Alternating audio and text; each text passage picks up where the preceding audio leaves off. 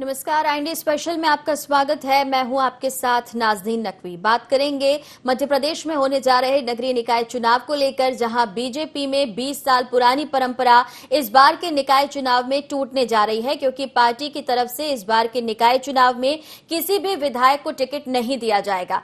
निकाय चुनाव में विधायकों को टिकट देने की परंपरा की शुरुआत आज से 20 साल पहले हुई थी। पहली बार विधायक होते हुए भी कैलाश विजयवर्गीय महापौर बने थे। इसके बाद मालिनी गौड़ भी विधायक रहते मेयर बनी थी, लेकिन इस बार ऐसा नहीं होगा। भाजपा ने महापौर के टिकटों के साथ पार्षदों के लिए भी फॉर्मूला तय कर दिया है। इस फॉर्मूले के बाद 20-25 साल से जनप्रतिनिधि तो हैं जो बदले जाएंगे, लेकिन वहीं अगर देखा जाए तो रणनीति बदलने पर कांग्रेस ने सवाल खड़े किए।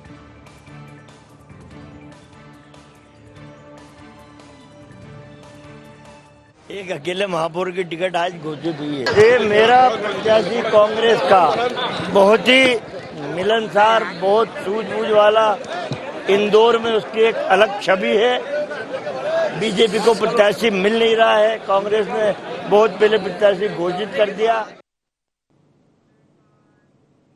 तो कांग्रेस का कहना है कि अब एक ही प्रत्याशी घोषित हुआ है। कांग्रेस नगरीय निकाय चुनाव में अपनी जीत को लेकर आश्वस्त कहीं ना कहीं जरूर दिखाई दे रही है और उम्मीद कर रही है कि इस बार जनता कांग्रेस की सुनेगी। जनता के दर्द को समझते हुए कांग्रेस अलग अलग जगह किसानों की भी सुध लेने की बात कर रही है, किसान सम्मेलन आयोजित कर रही है। लेकिन दूसरी तरफ बीजेपी ने जो फॉर्मूला अपनाया है, ये गुजरात से बीजेपी का फॉर्मूला है, जिसे अब मध्य प्रदेश में भी स्टैब्लिश करने जा रही है भाजपा। लेकिन इस फॉर्मूले के पीछे बीजेपी की रणनीति क्या है, इसे समझेंगे और इसके लिए हमारे सहयोगी हमारे साथ संदीप जुड़ रहे हैं, जिनसे बात करेंगे और समझने की कोशिश करेंगे कि आखिर नगरीय निकाय चुनाव में बीजेपी जो फॉर्मूला बदलने जा रही है, इससे क्या कुछ फायदा भाजपा को हो सकता है। संदीप।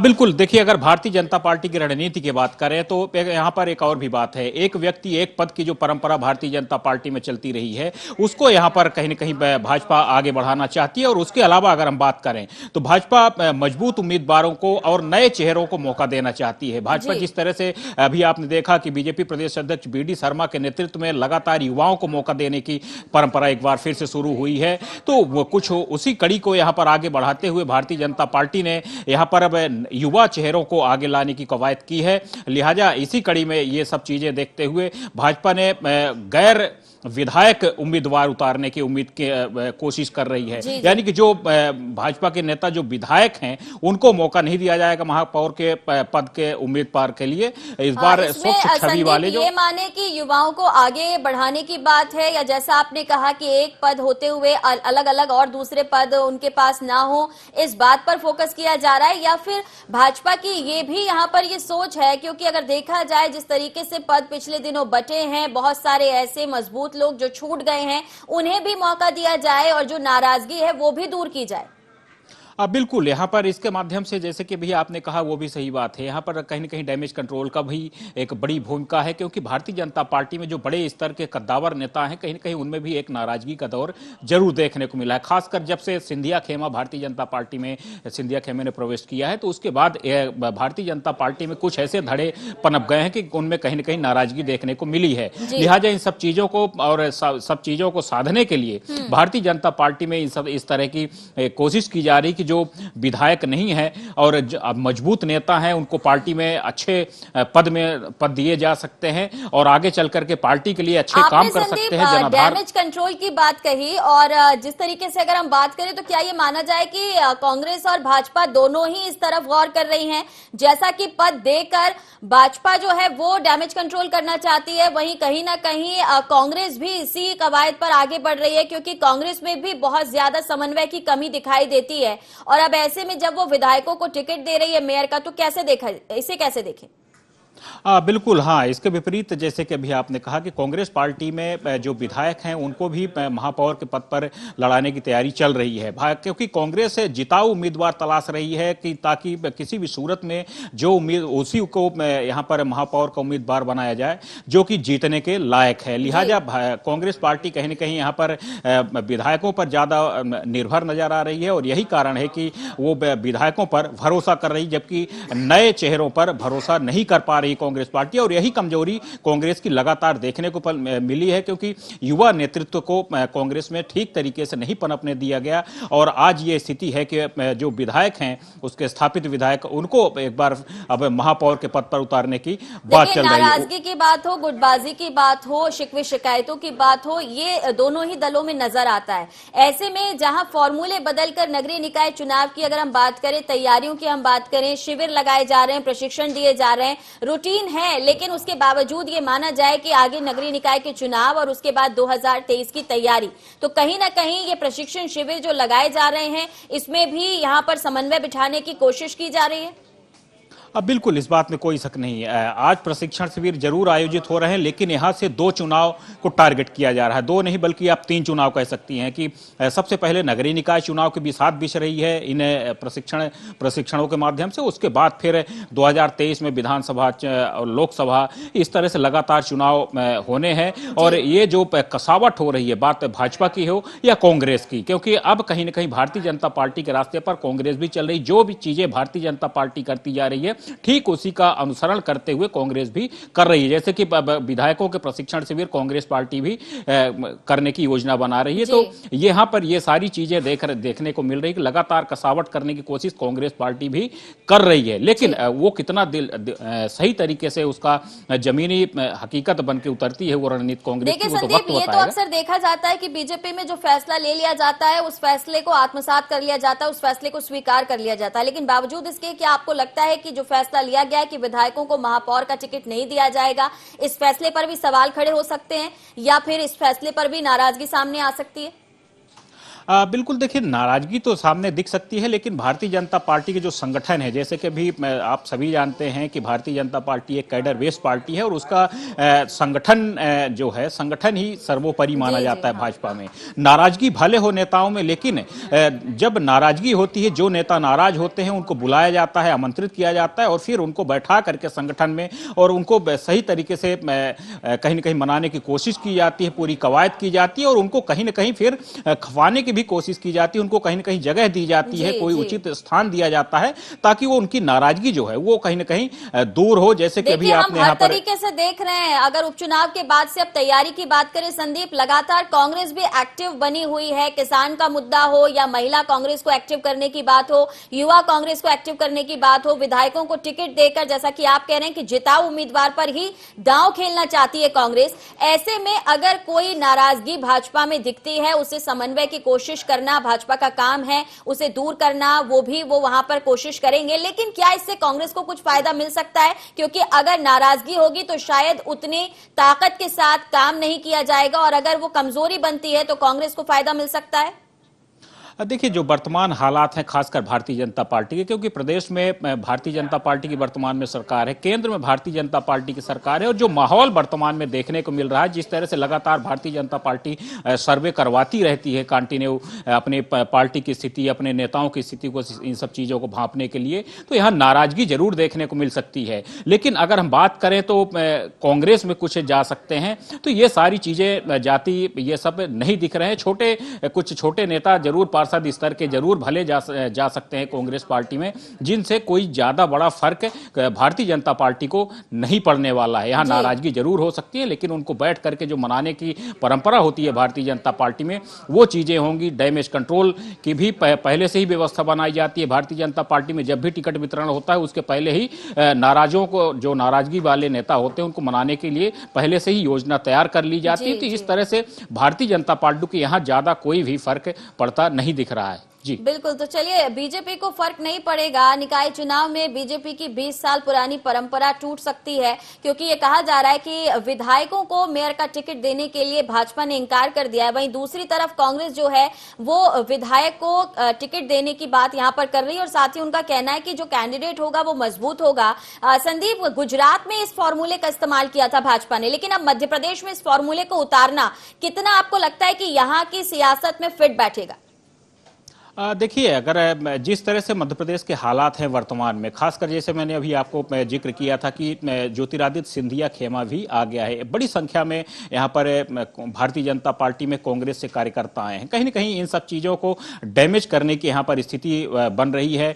बड़े स्तर में नेताओं में कहीं ना कहीं अंदरूनी तौर पर नाराजगी भी है, इसलिए अगर विधायकों को यहाँ पर महापौर के टिकट पर लड़ाया जाता है तो फिर कहीं ना कहीं वो नाराजगी ज्यादा बढ़ सकती है। चलिए और समझ लेते हैं, हमारे साथ उमेश शर्मा जी जुड़ गए हैं बीजेपी का पक्ष रखने के लिए। उमेश जी, जिस तरीके से कहा जा रहा है कि विधायकों को महापौर का टिकट नहीं दिया जाएगा, एक 20 साल पुरानी परंपरा लगभग टूटने की बात यहां पर की जा रही है, लेकिन इसमें नया क्या कुछ देखने को मिलेगा? निकाय चुनाव को लेकर आपकी तैयारियों में क्या नया दिखाई देगा? भारतीय जनता पार्टी में ऐसा कोई भी निर्णय अभी अंतिम स्वरूप तो नहीं पा पाया है, पर भारतीय जनता पार्टी आचार में विश्वास करती है और भारतीय जनता पार्टी की ये मान्यता है कि नए नेतृत्व को आगे लाना चाहिए। आपने देखा होगा कि हमारा जो संगठनात्मक ढांचे का निर्माण करा गया है, हमारी संगठनात्मक इकाइयों में भी, चाहे मंडल की इकाई हो, नीचे वार्ड की इकाई हो या हमारी प्रदेश की इकाई हो, कमोबेश हमारे संगठन के सारे स्तरों पर भारतीय जनता पार्टी ने नौजवानों को अवसर प्रदान करा है। एक नवाचार करा गया है, एक आयु सीमा तय करी गई है और उस आयु सीमा का बहुत ही प्रतिबद्धता के साथ पालन करवाया गया है। तो भारतीय जनता पार्टी ने अपने संगठनात्मक स्वरूप से एक आयु सीमा लागू करके इस बात का संकेत दिया है कि हम आगामी जो चुनाव होने जा रहे हैं उन चुनाव में भी अधिकतम नौजवानों को मौका मिले, नया नेतृत्व आगे आना चाहिए। और उसके पीछे भारतीय जनता पार्टी की भावना ये है कि हम आने वाली भारतीय जनता पार्टी का निर्माण कर रहे हैं। भविष्य की भारतीय जनता पार्टी का चेहरा कैसा होगा, वो इस बात के लिए हम सब लोग संलग्न हैं, सन्निध हैं।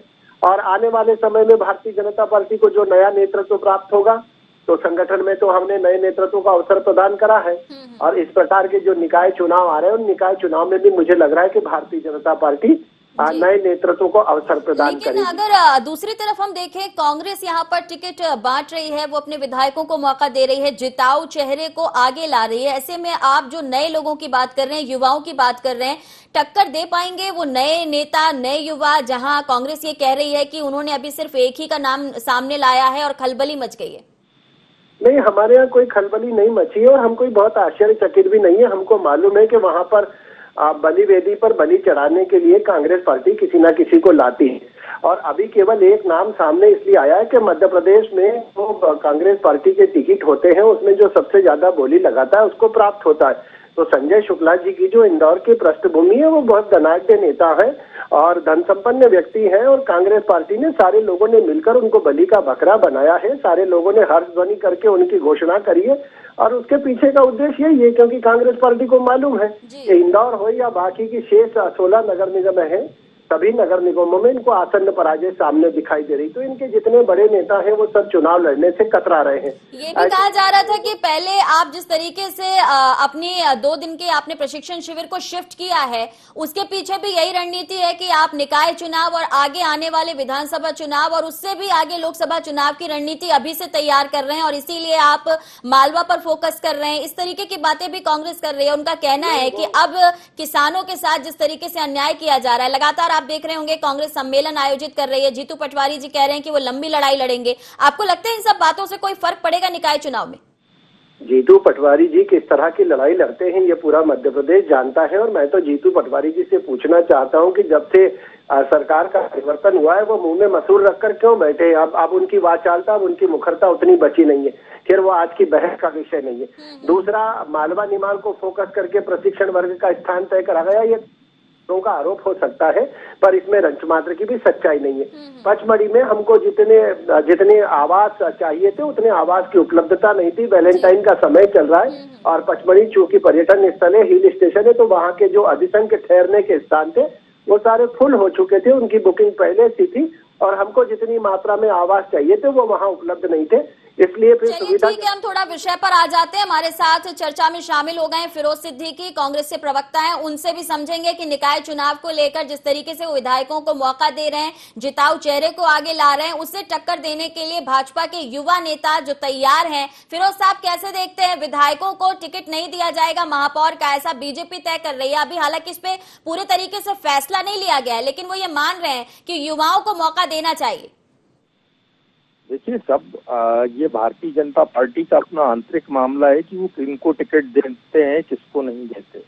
जहाँ तक कांग्रेस का प्रश्न है, कांग्रेस युवाओं को भी मौका देगी, जिसको अनुभव है उनको भी मौका देगी, और अपने विधायक में से अगर जो जीत सकता होगा उनको भी मौका देगी, और सभी सामाजिक समीकरणों के साथ देगी कांग्रेस की। कोई भी वर्ग, कोशिश ये रहेगी कि सभी वर्गों को हम इस नगरीय निकाय चुनाव में प्रतिनिधित्व दे सकें टिकटों में।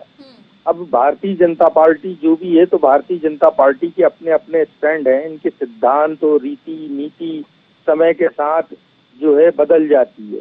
कांग्रेस अपनी रीति नीति और सिद्धांतों से समझौता नहीं करती। कांग्रेस जिस तरीके से काम करती आई है, हम 150 साल से करते आए, हम कब उसी तरीके से करेंगे। हमारा एक ही मुद्दा रहेगा, विकास, कि प्रदेश के जो नगरीय निकाय हैं, जो बरसों से विकास की राह, जो विकास जहां नहीं हुआ है। कह रहे हैं कि भाजपा विकास नहीं कर रही है, भाजपा इतने लंबे वक्त तक मध्य प्रदेश में जिस तरीके से काबिज रही, विकास नहीं हुआ है। देखिए क्या विकास है, आप भोपाल का BRTS देख लीजिए, 1600 करोड़ रुपए का रोड है, आप देख लीजिए कितना सुविधाजनक है। 2012 से मेट्रो थी जो लंबित थी, कमलनाथ जी ने आके वो मेट्रो आपको रोड पे दिख जाएगी कि अब मेट्रो भोपाल में आ रही है और बन रही है।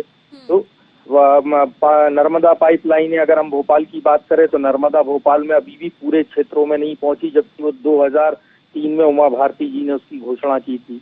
ये स्थितियां जो है भारतीय जनता पार्टी की देखने को मिल रही है। आप टैक्स बढ़ाए जा रहे हो लोगों के ऊपर, प्रॉपर्टी टैक्स और सुविधाओं के नाम पे सिर्फ सफाई हो रही है, बाकी की चीजें नहीं। जमीनी स्तर पर कैसा कुछ दिखाई देता है, क्योंकि आपने विकास की बात कही है। संदीप हमारे साथ है। संदीप, कांग्रेस आरोप लगा रही है कि विकास नहीं हुआ है। उनका कहना है कि जिस रीति नीति पर कांग्रेस चल रही थी उसी नीति को आगे बढ़ाएगी, लेकिन क्या आपको लगता है कि जब हालात बदलते हैं, जब सिचुएशंस बदलती हैं, तो उसके हिसाब से रणनीति को भी बदलना पड़ता है?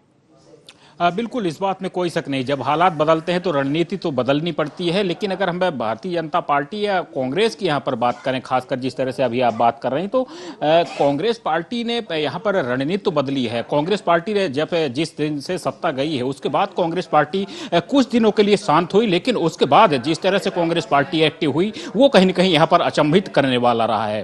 तत्कालीन वर्तमान में PCC अध्यक्ष कमलनाथ के नेतृत्व में जिस तरह से कांग्रेस ने अभी फिलहाल जिस तरह से प्रदर्शन वगैरह किए और जिस तरह से पार्टी को जीवंत करने की कोशिश की गई, तो ये सारी चीजें दिखाती है कि कांग्रेस पार्टी एक बार फिर से भारतीय जनता पार्टी का मुकाबला करने के लिए तैयार है, नगरीय निकाय चुनाव हो या फिर 2023 को लेकर के। इन सब चीजों पर कहीं न कहीं कांग्रेस पार्टी का होमवर्क लगातार चल रहा है। कांग्रेस पार्टी होमवर्क कर रही है। उमेश जी क्या कहना चाहेंगे? कुछ आरोप लगाए गए, कुछ कमियां गिनाई हैं फिरोज जी ने। के केवल भोपाल के प्रवक्ता बन के रह गए हैं, वो केवल भोपाल की कमियां गिनाते रहे हैं। मुझे लग रहा है कि 16 नगर निगम के चुनाव हुए थे, जो नगर निगम थी उनकी 16 संख्या थी, और 16 की 16 नगर निगमों पर भारतीय जनता पार्टी को जनादेश प्राप्त हुआ था, जनता का आशीर्वाद प्राप्त हुआ था। और जिस प्रतिबद्धता, जिस संकल्प के साथ, जिस प्राण के साथ भारतीय जनता पार्टी ने इन 16 नगर निगमों में काम किया है, उसके ऊपर आप देखेंगे कि 3-3, 4-4 चुनाव हो चुके हैं अभी तक। आप 16 नगर निगमों का इतिहास उठाकर अगर फिरोज जी देखेंगे तो निरंतर भारतीय जनता पार्टी वहां विजय प्राप्त कर पा रही है। अगर हमने विकास नहीं करा होता, हमारे महापौरों ने विकास नहीं करा होता, तो निश्चित रूप से हमको बारंबार जनादेश प्राप्त नहीं हो पाता। एक आध बार आकस्मिक रूप से प्राप्त हो जाता है, पर किंतु दूसरी बार अगर जब मतदाता अपने विश्वास की मोहर लगाता है तो वो इस प्रमाण के आधार पर लगाता है कि वो हमारे कार्य से संतुष्ट है। और इस बार भी मैं कहना चाहूंगा नाज़नीन जी की भारतीय जनता पार्टी के लिए चुनौती भारतीय जनता पार्टी है। हमारी चुनौती कांग्रेस नहीं है, हमारी चुनौती हमारा पुराना प्रदर्शन है। हमको अपनी 16 नगर निगम सीटों को वापस बचाए रखना है, उन पर जनादेश प्राप्त करना है। और फिरोज साहब, अगर देखा जाए तो लड़ाई में भाजपा आपको काउंट ही नहीं कर रही है। उनका कहना है कि उनका अपने से खुद से ही मुकाबला है, जो काम उन्होंने किया उससे बेहतर करने की वो कोशिश करेंगे।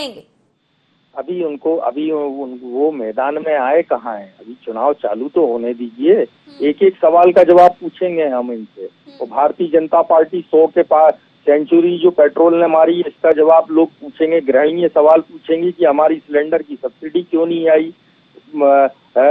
लोग सवाल पूछेंगे कि कॉलोनीज का क्यों दोबारा वो कॉलोनीज क्यों वैध नहीं हुई, ये जितने वायदे इन्होंने किए थे इन सभी वायदों पर इनको जवाब देना पड़ेगा। और अभी तो भारतीय जनता पार्टी की जो इन्होंने कहा है कि भारतीय जनता पार्टी से चुनौती, बिल्कुल सही कहा है कि गुटबाजी इतनी अंदर खाने इतनी ज्यादा हो गई है कि अब भारतीय जनता पार्टी से ही चुनाव लड़ना पड़ेगा। ये वस्तु स्थिति है और ये सामने आपको देखने मिलेगी। कांग्रेस जो है इस नगरीय निकाय चुनाव में बहुत बेहतर प्रदर्शन करने जा रही है। 28 फरवरी तक हमारे सभी पर्यवेक्षक जो नगर निगमों और नगर पालिका, नगरीय निकाय, नगरीय परिषद में गए हैं, वो सब अपनी अपनी रिपोर्ट और टिकटों की रिपोर्ट सबमिट कर देंगे। उसके बाद टिकटों का वितरण चालू हो जाएगा और हम जो है अपना चुनावी बिगुल फूंक देंगे भारतीय जनता पार्टी। आप कह रहे हैं कि अभी चुनाव में उतरने की जरूरत है, मैदान में आने की जरूरत है, लेकिन मैदानी और अगर जमीनी हालातों की हमने थोड़ी देर पहले संदीप से भी बात की। संदीप, ये कहा जरूर जा रहा है कि अभी क्योंकि तारीखें नहीं है, अभी आमना सामना नहीं हो रहा, लेकिन जनता की परेशानी जनता को बेहतर पता है। विकास की बात भाजपा भी करती है, विकास की बात फिरोज जी भी कर रहे हैं, कांग्रेस भी कर रही है, लेकिन वो विकास अगर हो रहा होता तो आपको लगता है कि तस्वीर कुछ और होती और शायद मुद्दे भी कुछ और होते? बिल्कुल, इस बात में कोई शक नहीं कि तस्वीर भी अलग होती और मुद्दे भी अलग होते। लेकिन यहाँ पर जिस तरह से अभी मैं फिरोज जी की भी बात सुन रहा था, जिस तरह से उन्होंने अभी पर्यवेक्षकों की बात कही, इन सब चीज़ों पे अगर हम तैयारी की भी बात करना चाहेंगे कि भाजपा और कांग्रेस की अगर हम तैयारियों की बात करें तो भाजपा के सारे पर्यवेक्षक जा करके एक बार लौट चुके हैं सभी क्षेत्रों में, सभी 16 नगरीय निकायों में जहां जहां भी चुनाव होना है। और उसके अलावा इनका घोषणा पत्र पर भी काम चालू हो गया भारतीय जनता पार्टी का, यानी कि भारतीय जनता पार्टी कई गुना आगे कांग्रेस पार्टी से चल रही है। यही चीजें, यहीं पर ये अंतर देखने को मिलता है भाजपा और कांग्रेस में कि कांग्रेस में अभी सिर्फ भोपाल में बैठकों का दौर चल रहा है, लेकिन भाजपा की जो टीमें हैं वो कहीं न कहीं धरातल में उतर चुकी हैं। और यही चीज फिर आखिरी में चुनाव में भी अंतर पैदा करती है कहीं न कहीं, और वो यहां पर स्पष्ट रूप से देखने को मिल रही है। भाजपा के घोषणा पत्र बनना शुरू हो गए, अभी इनके सिर्फ पर्यवेक्षक घूमते नजर आ रहे हैं। कब वो आएंगे, फिर उसके बाद कब रिपोर्ट तैयार होगी, फिर उसके बाद आगे कब अमल होगा, तो ये सारी चीजें यहाँ एक लंबा गैप दोनों में देखने को मिल रहा है। चलिए, बहुत शुक्रिया संदीप तमाम जानकारी के लिए। फिरोज साहब, क्या कहना चाहेंगे? संदीप ने कहा और जिस तरीके से जानकारी दी कि आप इस रेस में पीछे चल रहे हैं, लेकिन आप आगे आ सकें उसके लिए कितना बूस्टअप करेंगे आप अपने कार्यकर्ताओं को? देखिए, मैं आपको ये जानकारी दे दूं, हमारे यहाँ भी सब जगह एक एक बार बैठकें हो चुकी है। दूसरे राउंड की बैठकों का दौर चल रहा है। 28 तारीख डेडलाइन फिक्स की है कि जब आपको सारी रिपोर्ट अपनी पर्यवेक्षक अपनी रिपोर्ट लाके दे देंगे। यहाँ तक भारतीय जनता पार्टी के घोषणा पत्र का सवाल है, कांग्रेस पार्टी का घोषणा पत्र पे बिंदुओं पे अलग काम चल रहा है और साथ में एक नगर निगमों का हम आरोप पत्र भी बनाने जा रहे हैं। और हम हर नगर निगम वाइज एक आरोप पत्र भारतीय जनता पार्टी के महापौर, जो पुराने महापौर थे, उनके खिलाफ रखेंगे।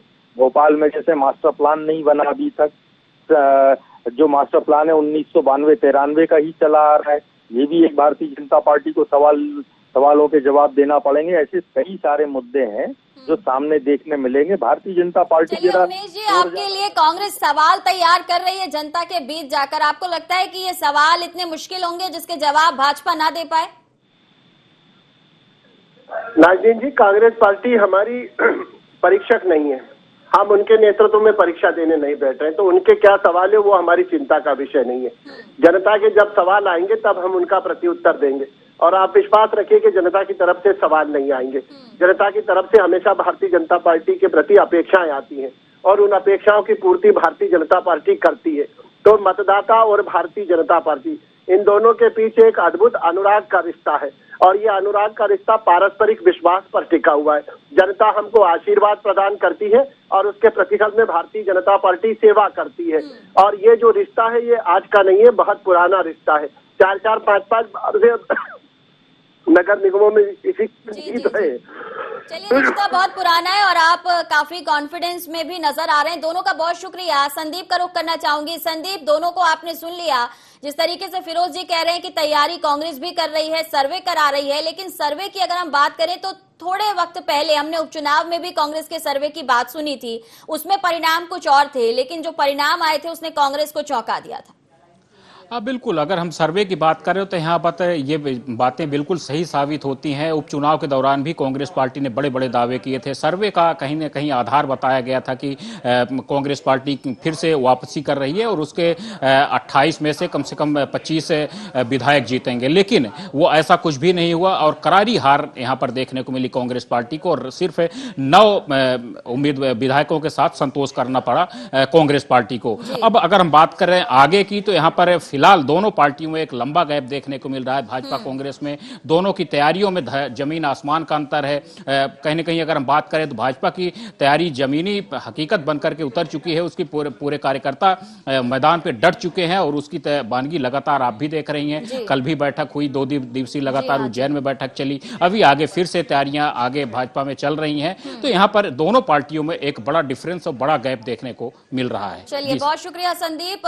यहाँ पर वाकई डिफरेंस जरूर है, लेकिन देखना होगा कि जनता किसको पसंद करेगी, जनता किसके वादे पर यकीन करेगी और विकास की बात करने वाली कांग्रेस और भाजपा कब तक जनता का वास्तविक विकास कर पाएंगी। फिलहाल इतना ही, दीजिए इजाजत, नमस्कार।